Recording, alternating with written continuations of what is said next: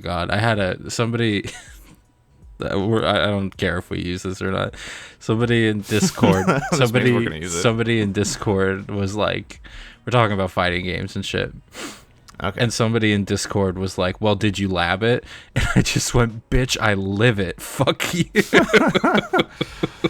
I'm about this. I was so mad because it's like, it's one thing to like question me if it's like something I don't know about or this or that, but it's like it's like this. It's like my what was he questioning? He was questioning my knowledge on frame data on like a character I specifically use, and it's like a move that nobody else uses, and I was just I was just so frustrated. And so when he asked, "Did you lab it though?" and I'm showing him like the frame data page, and I'm just like, "Bitch, I live this." So funny. I didn't get this coach approved coach button by not labbing, kid. Oh man, I got it. It's fine, but whatever. What we're here to talk about. Oh wow, we're really going into it. But anyway, fuck it. This is intro segment. What is up, internet? My name is Brando. That on the other end of the microphone is Christopher House. Yo. And welcome to the Otaku Remix Podcast, where we talk anime, and we are talking about the later parts, the futures. The future. The future. Hopefully it'll be brighter. It's already started to be brighter. There's a new episode of Millionaire Detective out. Is there a third episode? There is now a third episode. We are going towards a better place, everybody. I'm watching that after. Stop burning your cars. Just go back to your homes. Stop eating your shit. Just fucking pick yourselves up. It's okay. I'm kidding. But, oh my god. Fucking. Anyway, but what we were trying to say is we're going to talk about the fall anime season. Currently, it is summer 2020. But it is coming to its conclusion, so we thought we'd like to look ahead to what we have to look forward to for the remainder of the year of 2020 when it comes to anime, because that effectively is what we have left, and look at fall 2020 and release schedule. I know this has been heavily subject to COVID-esque changes. Yeah, some of the summer projects are just starting to come back in the fall. Some stuff got pushed back, but for now, at least what has been advertised is what we're gonna kind of go over. Yeah, so we're gonna go over what we believe should be premiering this fall. Obviously, all this is very fluid, but we're still gonna go through the list anyway because the majority of these should pull through. And if not, it's still series that we'd like to look forward to and kind of have a conversation about. So we'll go ahead and dive right into it. So I think that you and I, Chris, we'll ping pong back and forth because we didn't really set a list or like an order to this. No, it's very shoot the rodeo style. Yeah, so we'll just kind of figure it out. So I'll go ahead and start with something very easy, low-hanging fruit, Haikyuu. To the top, the second season. A very interesting title. So new. I've never heard of this Haikyuu. Yes, please tell me. It is a very, very unique. Nah, I don't even know what the bit is here, but it's fucking. It's a super popular Shonen Jump volleyball series. If you haven't heard of it, with a bunch of orange boys, but yeah, that's the most confusing part to me. Is that it's like the main theme color is orange, but it's not about basketball. Oh wow, okay.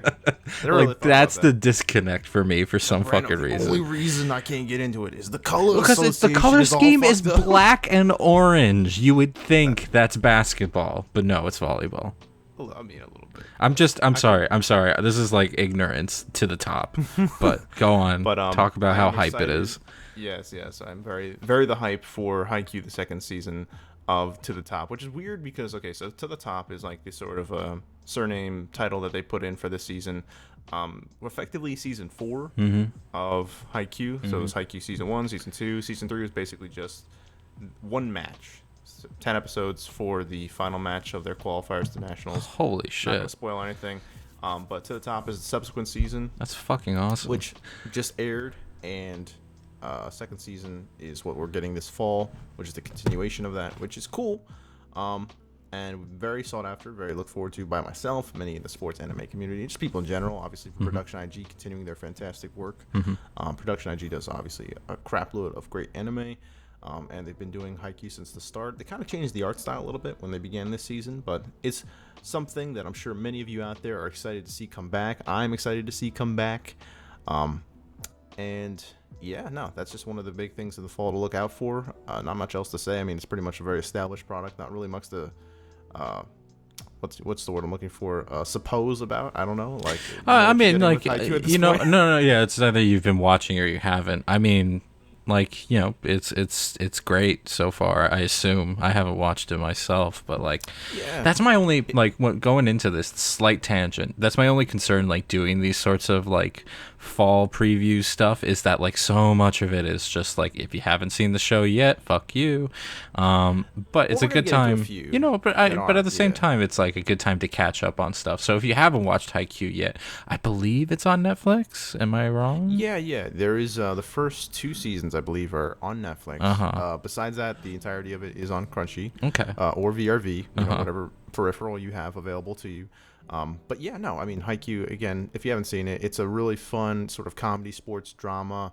Unlike most sports anime, and what kind of like cuts it apart and makes it unique and is really kind of the selling point, I think, is a very solid blend of good character writing, a little bit more grounded. It's not like DBZ, like bad basketball that like Kuroko is. Like, that's just like laser beams and like teleporting, which makes it amazing, but this is a very much more grounded feel, but with still sort of the excitement, but it kind of comes from character moments built into the matches, which is something that I think a lot of people appreciate. But yeah, this is, like you said, with the next season just around the corner, hopefully. So I think it's supposedly coming in October, I want to say, of 2020. The good chances ever to go ahead and get caught up on Haikyuu or get into it if you haven't already, which is going to be a few of the things we mentioned today, like you said. But there are a few unique anime, we'll say, so to speak. I wouldn't mind bringing up one right now. Go for it. So I'm not gonna lie, folks, I'm in a bit of a loopy mood today, and I'm kind of looking for stuff that might potentially be good or potentially be terrible, like one way or the other. So one thing I came across that fits this category like to a T is the upcoming anime adaptation of a multimedia project that's going on in Japan right now for like the last 3 years. Called Hypnosis Mic Division Rap Battle. Okay, I have no idea. We like talked about a few things we might talk about. I'm like, yeah. So Brando gave me his list, and then I was like, "Do you even want to hear mine?" And he's like, "No, you already, you already have us late, so fuck it." So yeah, so this is literally an anime. It's gonna be done by A1 Studios, and good studio. And it's apparently, so there's an album out already from this multimedia production. I don't know who's running the entirety, but there's already songs out. I have not listened to them, so I will not listen to them until this anime comes out. But apparently this is just like shonen anime with rap battles, and it's just pretty boys rapping against each other, you know what I mean? And it's not, so this is not American hip hop rap. This is Japanese rap. Oh, I don't care. Yeah, no, so I'm clarifying for the audience, because, like, don't expect Run the Jewel. Expect Killer Bee from Naruto. Exactly. Expect Lotus Juice from Persona. Like, expect that. So I'm kind of excited about that, just because I have no idea if it's going to be good or not. So yeah, really, really highly anticipating. So I'm all for it. That's one. I'm googling the shit out of that after this. I love Japanese rap. There's something about it. They're it's like very. What? It's like heavily influenced by its pop, by its pop brethren. So it always, at the very least, has a decent beat to it and is like catchy. I don't understand the lyrics, and if I look up the lyrics, oftentimes they're not great, but there's some like Japanese rap that like goes really hard, and then there's most of it that I hear that's kind of like really kind of like I don't know, with a more casual flow, and that casual flow comes all very like reggae to me, like okay, sort of like almost super insulting to reggae, but I dig it. like I mean, like it really isn't. But at the same time, I get what energy you're going for here. Yeah. So, so Brando Castro, ladies and gentlemen, attributing Japanese rap to Just reggae. blow up my, I don't know, Facebook. This is why I don't have Twitter. But anyway, but yeah, so take a look out for that. That's apparently popping up this fall by A1 Studios, so I'd at least be competently done.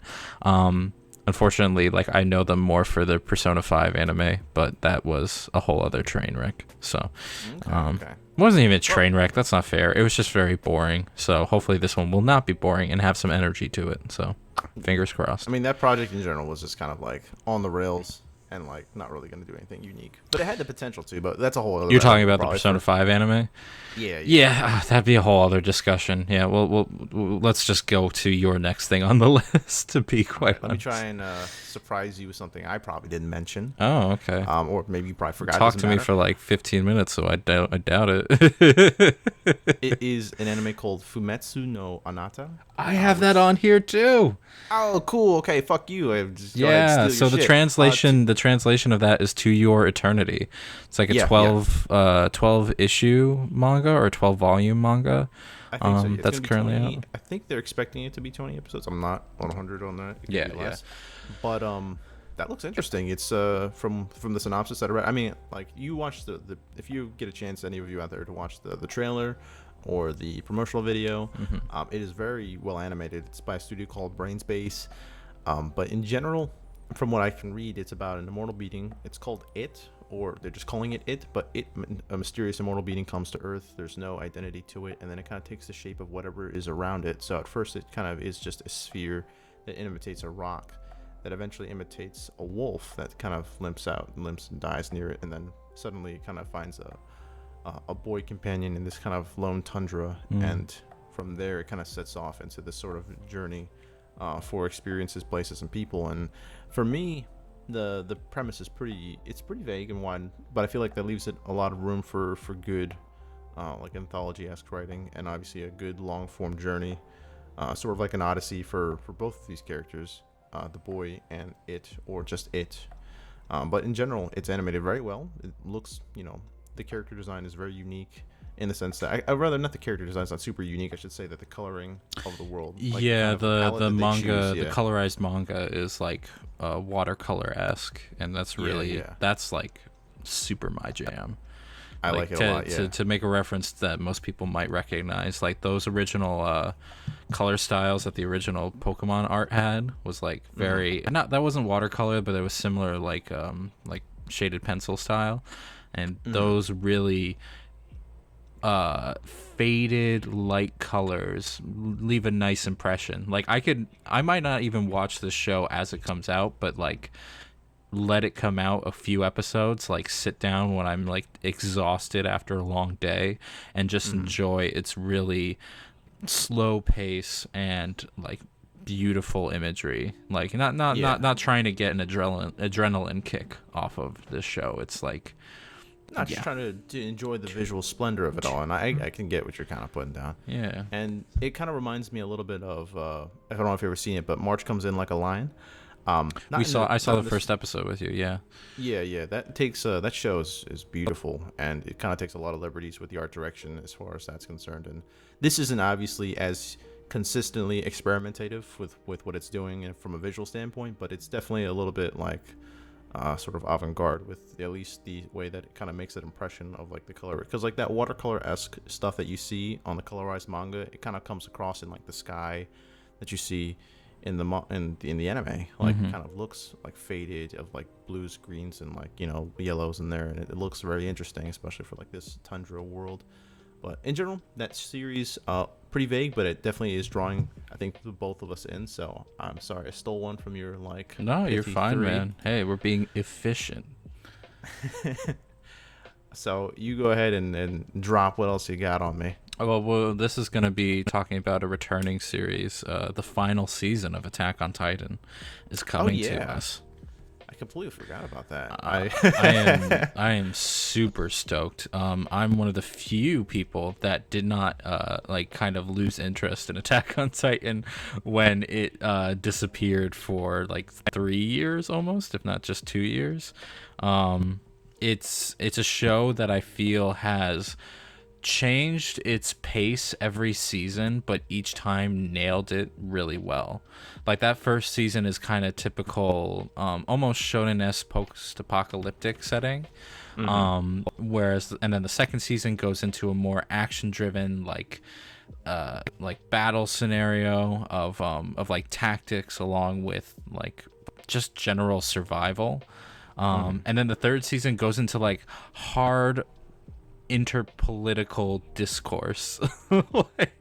They nail it every time, and I've been so pleased with the pace the show has been going at, and honestly even more pleased that it's wrapping everything up. I've heard some people who have read the manga and have been upset with the ending, but honestly I don't really care at this point. It's been such a fun ride. Like That's honestly, what they say about Game of Thrones. Well, no. I say that because, like, oh my god. All right, you're getting me on a fucking tangent. This is your own fucking fault. So the problem with Game of Thrones ending is not just like what it ends on, right? It's everything leading up to it. It's the fact that there's that Starbucks cup in the shot. It's the fact that there are like 3 cameos that are so unnecessary. It's like all these things that make it seem like people don't care about the ending. But that was all in the final season. That's what I'm talking about, though. Maybe this final season. Oh, you think in this final season the anime director is gonna spill his coffee onto like the digital frame somehow, and it's just gonna make it to air? yeah, they're gonna draw in Starbucks cups. Oh my god, no, it's not. We can fuck up too. No, they wouldn't. I mean, like, again, if the ending is like not entirely satisfying, that's gonna be okay, because the ride there has been so much fun anyway, and it's been just so impressive. So you know what, just like hit me with some new stuff, keep talking about these characters, make sure to wrap things up and not leave any like dangling ends, and you'll be fine. Because you know what, like, to bring it to Metal Gear Solid, my problem with MGS4 is not that it tries to wrap everything up, is that it tries to wrap it up in a really, really boring way a lot of the times, through like terrible cutscene dialogue. And in Attack on Titan's case, I see it being like action packed and shit like that. So I'm really looking forward to it. I am looking forward to it, even though I have not seen a lick of the show. I mean, I've seen 3 episodes, so I really gotta go. Really? Yeah. So we've talked about this, I think, previously, but I have not really gotten too deep into the Attack on Titan hole. I watched that much, and it was a little bit disinterested. I don't know what else to say. Fair. I mean, like, to be honest, the those first 3 episodes are not a good portrayal of how the rest of the show goes. A lot of people tell me it's just like Brando just kicks off after that. I'm like, okay. I hate to agree with them, and to be honest, like that's not a mark of good quality for the show. But after there's a big time skip that happens after the 4th episode, and after that, it's like a completely different thing. So just gotta make it through those, and if you do and you catch up, we can talk about it together. But if not, I'll just make my own video. Just like I say about everything, like it's like behind the scenes shenanigans. Fucking Brando is the one who always is like, yeah, I get my projects done, and I'm the one who's like, yeah, I'll write it someday. They're coming. Check out the sports anime thing, guys, if you haven't already. It's great. Put a link right here. Now we'll see. But But with Attack on Titan, just to finish that thought up, I mean, it looks fantastic. It's from Studio Mappa, I believe, which I fucking love the work that they do. And so, in general, it does look impressive. I have probably heard spoilers for how the manga ends, and so how the show probably ends. But we're not going to talk about it. Of course. But again, I don't really care. Again, but it's so much. It's so much more about the journey than it is about the answers. This journey has been fraught with like deceit and betrayal, and not only that, but just like interesting character motivations and interactions. Like, characters I thought I would not give a shit about become fascinating throughout this story. It's amazing. And if they truly are boring and not going anywhere, they just kill them. Like, that's how it be. Or even better, they become slightly interesting and then they die. That's how it should be. So it's been a really well-paced show, and the fact that it's ending is kind of like a nice, hopefully a nice note to end on, but we'll see. We will see. But moving on to the next series. So one that I have mentioned to you previously is Iwa Kakeru Sports Climbing Girls. Oh, God. So I am looking forward to this. I am wondering if this is going to be How Heavy Are the Dumbbells You Lift Part 2. That's what we mentioned. I'm worried about that. I would hope it would be that. It's kind of like... Why would you hope for that? Okay, here's the thing, bro. Different morals. So that's the big... Not really. You know what? Okay, I'm sorry I get so tangential, but like the thing that threw me off the hardest about How Heavy the Dumbbells You Lift are like the romanticizing of like Vladimir Putin. That's what like made me go, okay. All right, I'm just like too that. uncomfortable now. And for fucking Schwarzenegger, man. Like, that shit is great. No, Schwarzenegger's fine. I'm talking about fucking Vladimir Putin, the fucking son of a bitch. Hey, man. It is what it is. But yeah, Sports Climbing Girls, just to not get too far, is a show of exactly what it sounds like. A rock climbing show. It kind of follows a protagonist character, Konami Kasahara. And she is she's big into, like, she's a competitive puzzle game player in tournaments, and then suddenly she just discovers that she is like interested in sports climbing, and she's like, it's a puzzle with rocks, and then she gets really into it. So it kind of has a very cute promotional video, cute like premise. Obviously the waifus look supple, whatever you want to call them. No, please stop. Please stop. They look cute as shit, and I'm sure there's gonna be, like we said, we probably fear the amount of cheesecake they're gonna be throwing at us. It's gonna be heavy cheesecake. It's gonna be heavy, but I'm gonna at least give it a shot. I'll give it a nice little solid 2-3 episodes, and then see if it can carry me through it. I think the more frustrating thing that's probably gonna come up, so we can pin this to see what happens, but is that like the fascinating part about rock climbing is that, unlike a lot of sports, although arguably football like falls in this category as well, is that it is so fucking dangerous. It is such a dangerous sport. Yeah. That you are really putting your life on the line for this kind of adrenaline rush and for this kind of experience that so few people have because of the danger it brings with it. So like, I have a feeling an anime like that, especially with the character designs that I've seen, will really undercut this.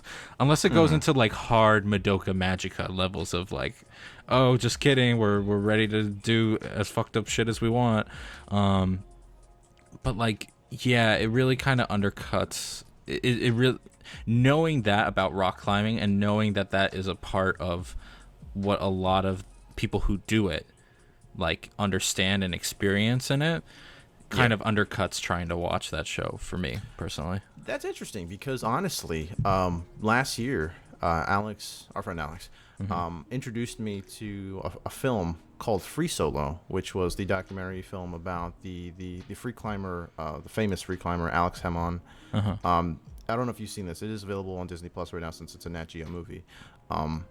Fascinating, amazing, and like really thrilling film. Yeah. Of this guy, and a free solo climber is like a dude who climbs with no ropes. Yeah. And so he does the highest free solo climb ever, and it's filmed of El Capitan, which I believe is like in New Mexico or somewhere in the United States. But it is fucking tense. Like watching this guy just path it out, figure out how he's gonna climb this fucking massive just sheer wall, and like the pathing of it, and like just balls like of steel with nothing. It's like, and so that idea like of why you do this, like this guy is like borderline, like he's not, but he kind of is sociopathic, like in the sense I of mean, like, not sociopathic. He just has no, like, he has very little regard for the danger. he understands it and he comprehends it, but like it doesn't inhibit him. You know? And that's not sociopathic. Sociopathic is the people that are like, I don't care what happens as long as I win. You know what I mean? Fair point. If anything, it's that's a good question to ask. I don't know what the terminology would be, but it's apathetic towards your own, towards any loss that you could take as an individual. So I don't know what that would be. Yeah, put it in the comments below. Tell me if you're a therapist or a psychologist. He's a very secluded guy. Not to get too deep into that, but like he's just he keeps to himself. He lives in a van. He just goes from like wall to wall. Yeah, exactly. Like that's the personality that's attracted to this sort of stuff, and like putting that in the guise of like, oh, your typical high school Japanese teenage girl like takes weekends away from Tokyo to do rock climbing with notoriously sexy camera angles. It's just like, man. Well, it's on a safe rock wall probably. Again, and this is not about saying, oh, rock climbers can't be sexy or whatever. It's more about the intent. You know what I mean? Hey man. And it's one thing when it's like a sports show and you're like, again, like pointing to Brando's video, there is a value to this, but I have a feeling this show's value is just going to be in the cheesecake. Just like How to Lift Dumbbells was for that show. I gotta give it a chance. You don't have to do anything. I have to. Contractually obligated. All right, let's move on. Let's fucking move on. You got any more, or do you want me to keep going? I was really like I mentioned earlier. I'm like in the mood for like something that is terrible, just so I could relieve and laugh at, but nothing has shown up on my radar yet. You mentioned something on Crunchyroll that is already coming out, but even then it sounds more just like boring, not funny bad. Yeah. So this is not coming out in the fall, so this is like a sidetrack. I might return to Seven Seeds on Netflix. I might go back to that. Just because, oh my god, I have not had so much fun with something so terrible in a while. I feel like that was part company, part no. Here's the thing: those kind of shows you can't watch on your own. So next time I visit, you know what we're doing. Oh god. You're gonna literally burn like precious hours together just fucking watching. I'm gonna drive 3 hours just to get drunk and watch Seven Seeds with you. I mean, I'm for it. I'm always happy to see you, but like we're definitely not gonna be sober doing that. No, absolutely not. But like. Since this is a podcast, since this is for the entertainment of the audience, guys, if you are also in the mood where you need to decompress and just watch something that is so terrible, Seven Seeds might be up your alley. Yeah. I don't think we never ended up recording a statement on that show because of reasons. But it's on Netflix. I think it's getting a second season. It is. I'm like 90% sure it is, and I'm like, man, every day I just like when I see shit like that, I'm like, every day we stray further from God, like just a little bit at a time, you know. Listen, man, sins are cheap. That's all I can say. Oh man. Well, speaking of go ahead. Fucking flaming garbage. Okay. And I'm looking forward to doing that with you because it does sound fun. Like it's the special kind of like. It's cathartic, and it's really nice to decompress to that stuff every now and then. Yeah. If anybody doesn't understand that, like, go watch the movie The Room. Like that movie is so much fun to watch with people. But yeah, make sure you're watching with people. If it's really hard to laugh at that stuff by yourself, and if you do, put it in the comments below, and maybe I can see what that mindset is like. But anyway, you were saying about hot garbage. Yeah, hot garbage, and it kind of threw me off a little bit. But there was no, that's okay. There's to tangent really randomly. There is a card game or a board game I'm trying to kickstart on the Kickstarters, and it's film based. I'm gonna say it's like Ready Steady Go, whatever the fuck it is. But it's about like basically you role play as people creating a film. Okay. And the only way you win the game is by creating a film that's great or creating a film that's so bad that it's good. Okay. and that's kind of where Seven Seeds falls. And like, I understand that value. Obviously, most people understand that value of being completely shitty to the point where it's like entertaining in a sort of strange, like parody-esque way. Yeah, I mean, here's the thing, and it's like this. Okay, again, tangent. Maybe this will be a clip for outside the podcast, but Possibly. the difference, because there's different levels of that kind of so good it's bad, and I know a lot of people have talked about it, like people like Red Letter Media and a bunch of other content creators have like brought it up. But the long and short of it is that while I understand the entertainment value in a movie or piece of media that is intentionally made poorly, there's nothing, it loses that cathartic level of appreciation that you get from watching somebody who earnestly tried and failed. And there's nothing, I don't think there's anything wrong in experiencing that, because some people might think it's mean. There's nothing wrong in experiencing that, especially if you're using it to decompress, because for a lot of us, that is what would happen if we tried to make an anime. That is what would happen if the average person tried to make a movie. And there's a catharsis in knowing that somebody could do that and that it would be entertaining in some regard. Like it's almost bonding at that level. You know what I mean? You know, it's the most sincere form of comedy.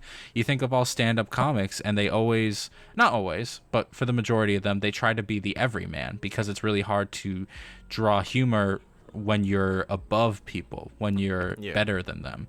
And so watching a movie that is basically made by somebody who has no, expertise in it, and it trying to be a movie made by an expertised person is like something fascinating and something really, really fun. So there's a big difference between stuff like The Room and Seven Seed and stuff like Sharknado. There's a huge gulf of a difference.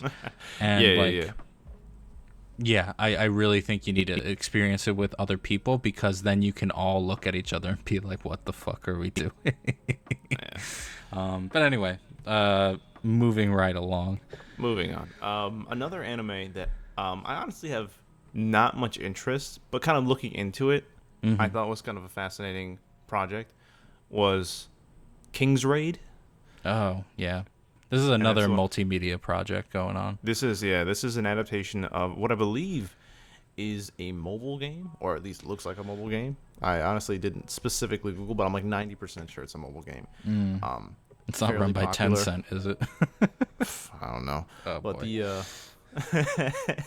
But it looks, at least the anime, the PV is done to a good quality, done by OLM and Sunrise Beyond. I don't know if Sunrise Beyond has any connection to traditional Sunrise, which is, I believe the Gundam studio, which I should know by heart. I'm like 90% sure it's Sunrise, but Sunrise Beyond, I don't know. But in general, King's Raid looks, it's like almost painfully generic fantasy.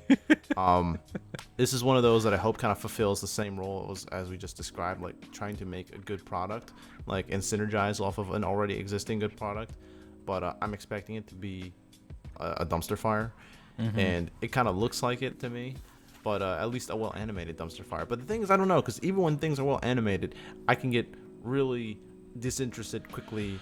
See fucking Fate Stay Night, or excuse me. I mean, yeah. So like, this is a different category entirely, where you're talking about the Fate series, where we're talking about stuff that's just boring, to be quite honest. Like, it has good production, it's towing the line. It's actually a good reference point is the Persona 5 anime.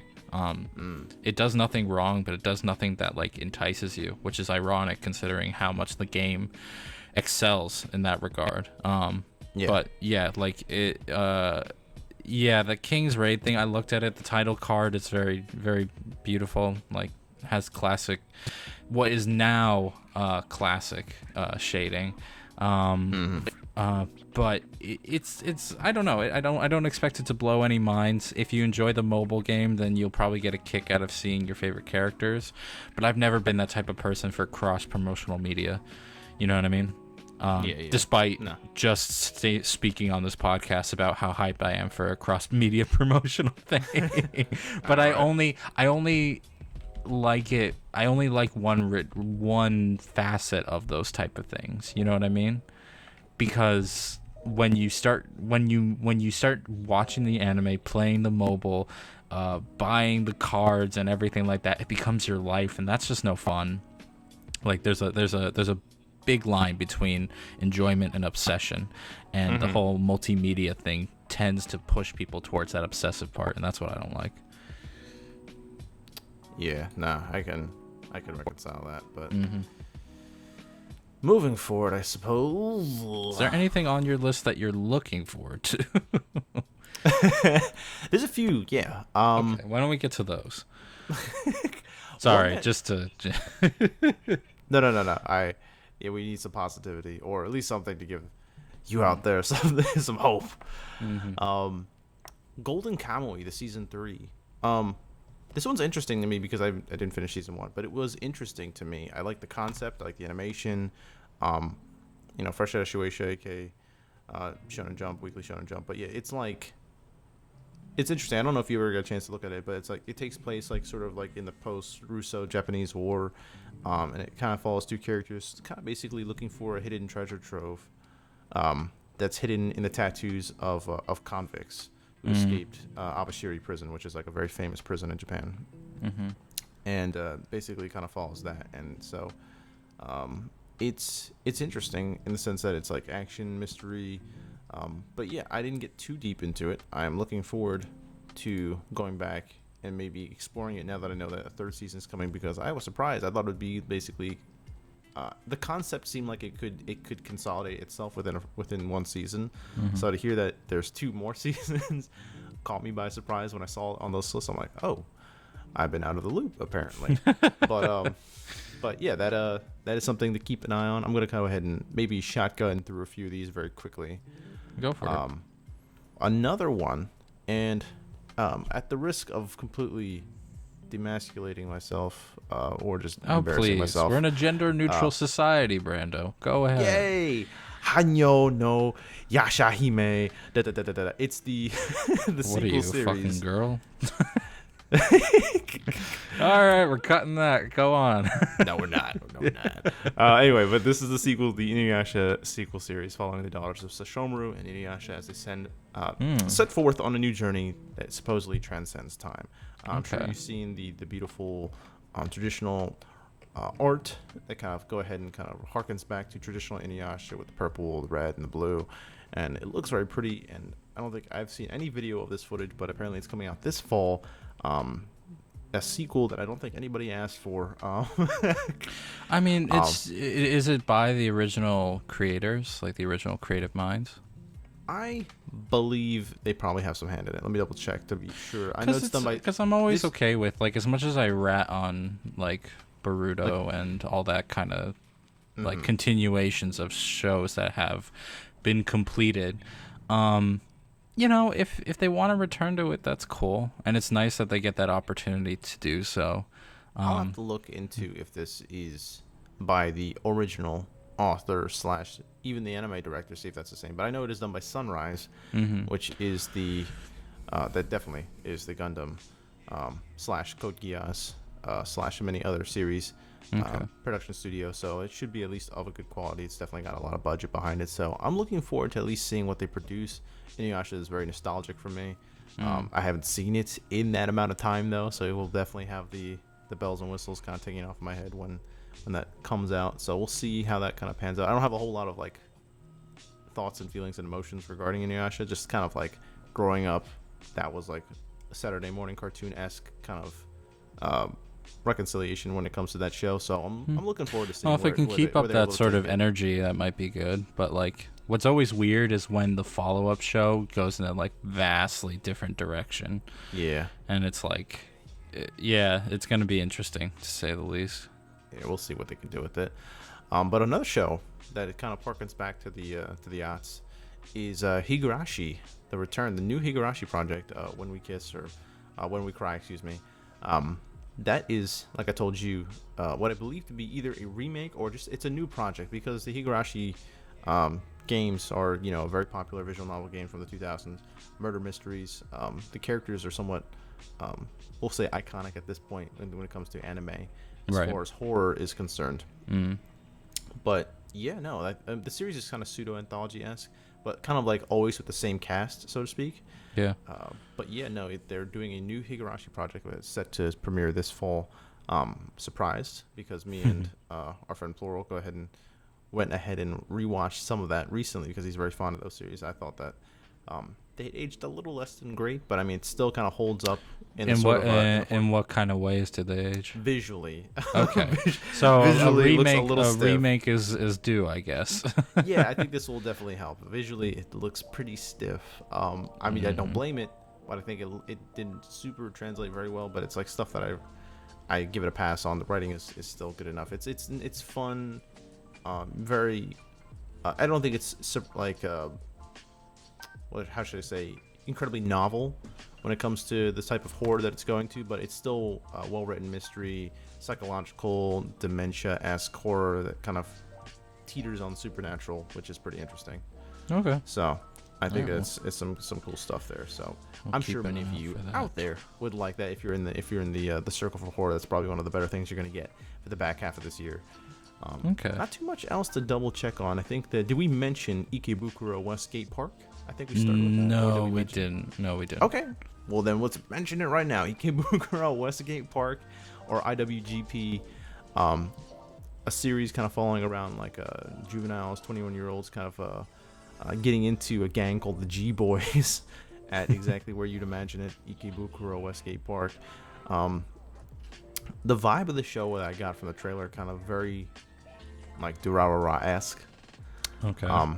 I know that the show kind of falls around not only the gang drama, but also a little bit about a quest to kind of save a girlfriend and a few other things. I know this is probably going to be somewhere between drama and romance and maybe a little bit of thriller in there. It's always interesting because like that's a very late 80s, early 90s esque plot for like the rebellious crowd. A genre that's kind of, I don't want to say is aged poorly, but is now in the nostalgic camp of like people now nostalgically think of The Warriors, like that movie. And like we look back on like stuff like Final Fight, that game that was kind of like similarly inspired, where the streets are ridden with crime and like the gangs are the law more or less. And nowadays that doesn't translate too well. So it'll be interesting to see how people kind of react to that.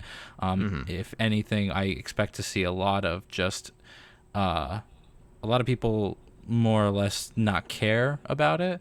And then the people who do enjoy it, myself kind of included, the people who do enjoy it just kind of enjoy it for the fantasy setting. Because it really kind of is a fantasy setting of like might makes right in the modern era.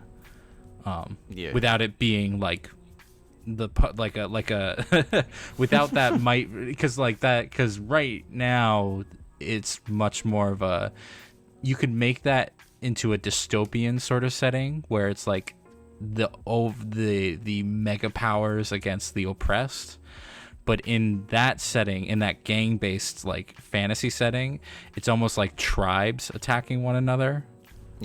Like nobody is overtly, like mega overpowered or whatever. I'm sorry, I'm like devolving into schlock, but point being, it's a lot more romanticized about the conflict between gangs and stuff like that, and it's a fun fantasy to escape into occasionally. So we'll see how that turns out.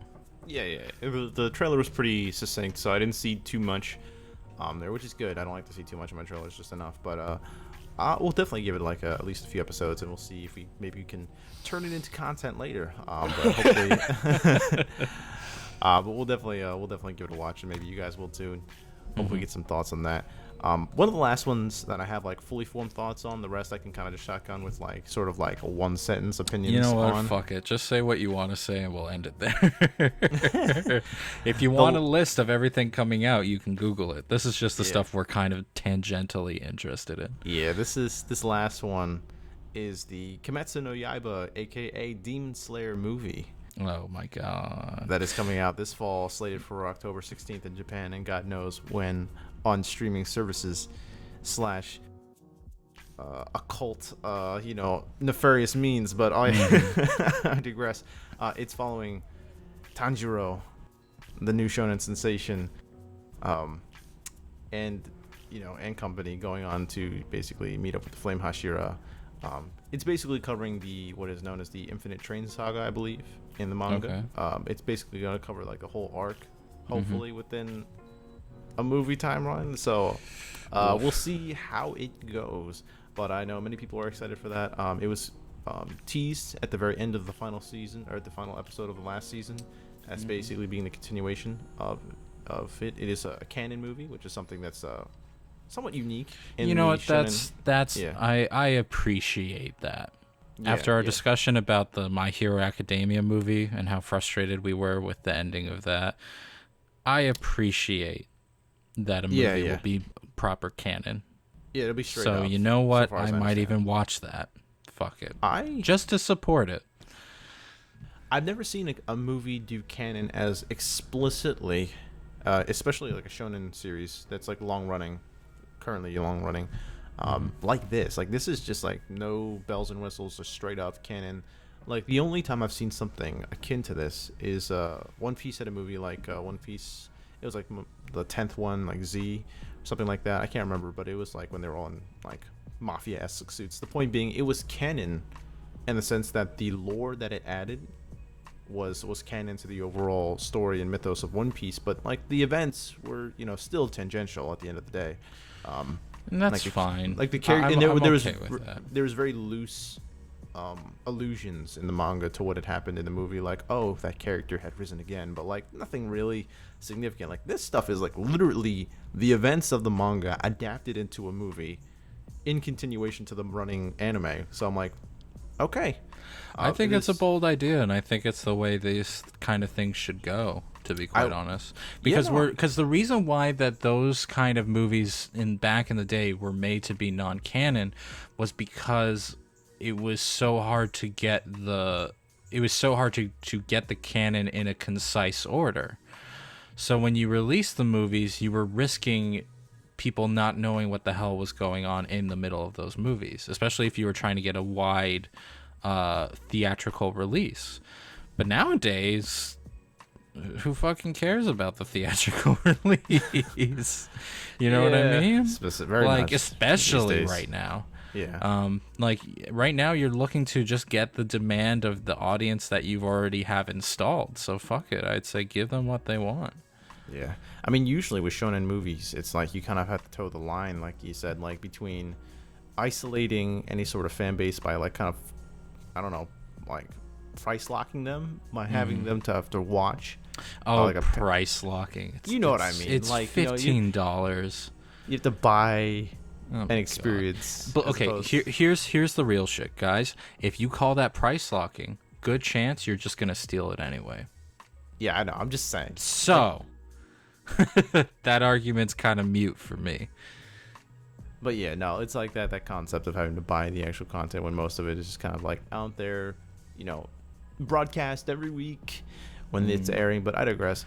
In general, I have no qualms with this personally. I think that it's a great opportunity to kind of head and push your IP even further, give it the kind of production value that it deserves. I've always enjoyed the idea of them just doing something that kind of has meaning to it too, because whenever a film comes out and it's not canon, you kind of have that sort of parachute on the whole story. Like, this will have to kind of return to the status quo by the end of it. So like, why does it matter? Yep. See My Hero again. But in general, I like the idea of it because then it'll be able to kind of keep the gravitas of the story while keeping us engaged for multiple other reasons, because of it's just a continuation of the story we've already grown to appreciate. So I'm looking forward to it. Demon Slayer, again, I do like the series quite a bit. I am not on the sort of like this is the new greatest thing ever train that I know many people are.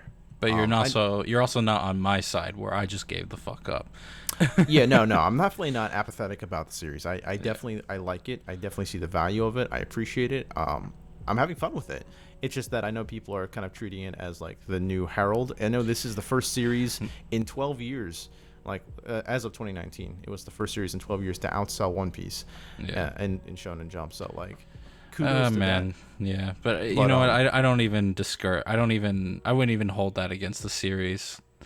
It's just the problem that people have. They need something to uphold as the new gospel, especially now that you know what I mean. Like they're always gonna look for the thing to say this is the best thing ever, and like, you know, I mean, everything has its time in the sun. You know, like Attack on Titan had huge peaks. You know, it was bleeding into Marvel comics. It was going everywhere.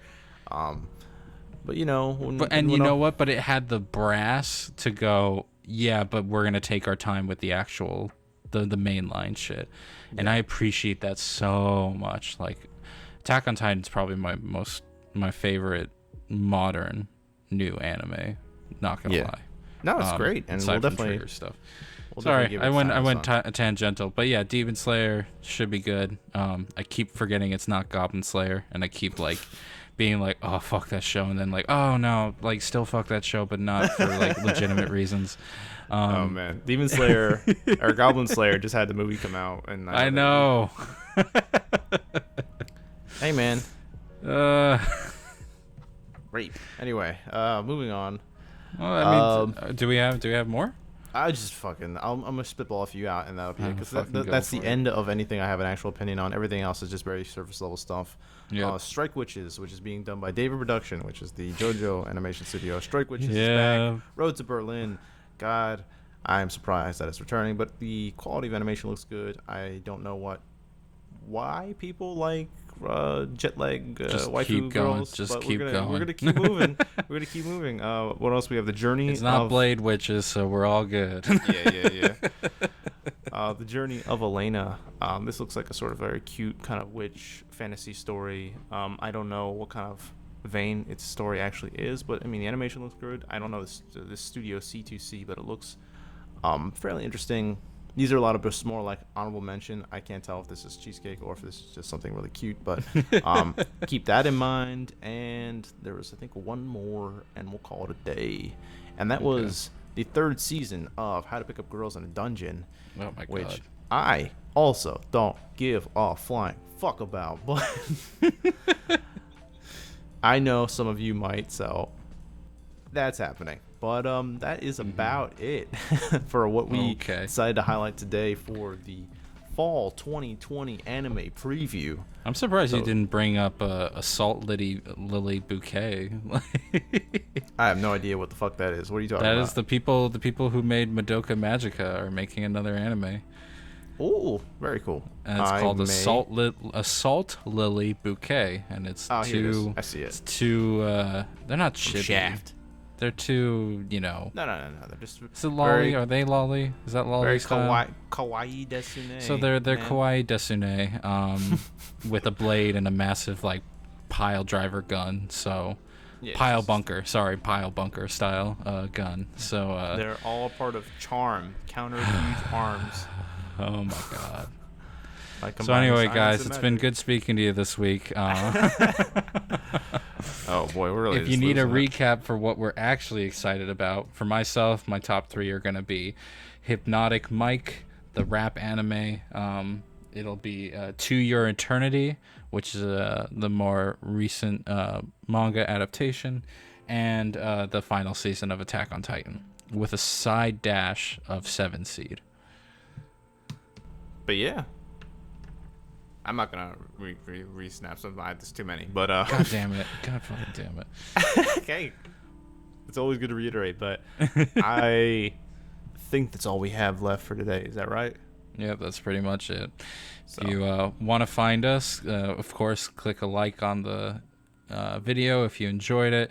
If you have any shows that we missed that you think are interesting, leave a comment down below. We also have our Twitter page at the Otaku Remix, where you can yell at us about our dumb opinions.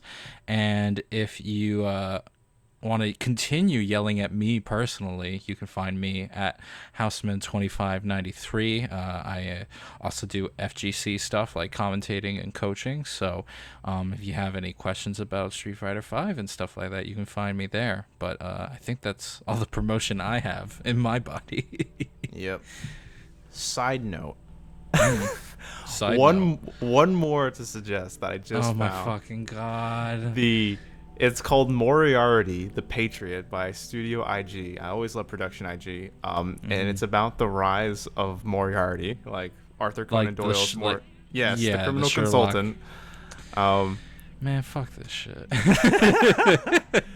Look, man, it looks if you want the real Sherlock Holmes, guess what? Millionaire Detective's back. Oh my god, it's gotta be great. Full circle. All right, but guys, if you enjoy the video, drop a comment with any anime that you're interested in for this coming 2020 season, maybe even winter 2021 if you're looking that far ahead, or what you're enjoying right now in summer 2020, which is kind of being sort of stretched out over an extra period, a few weeks and months. But if you enjoy the video, drop a like, hit a sub for more Otaku Remix content, and as always, stay safe, have a good day, have a good life, and we'll see you all on the next one. Peace.